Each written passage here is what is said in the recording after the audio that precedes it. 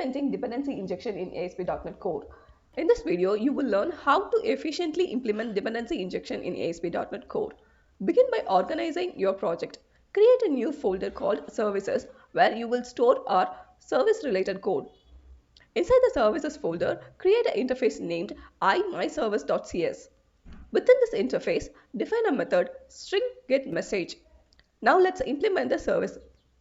Create a class called myService in the same services folder and have it implement the imyService interface. Inside the myService class, implement the getMessage method. This method will return a service message.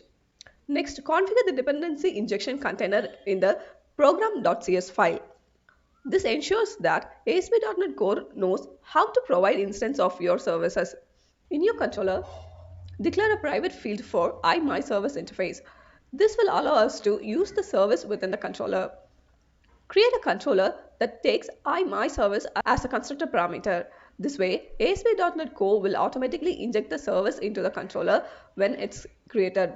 In the controller's index method, obtain a message from the service and store it in a view data. In the index view page, display the message from view data.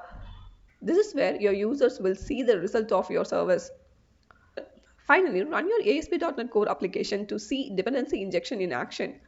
You will observe the message displayed on the page.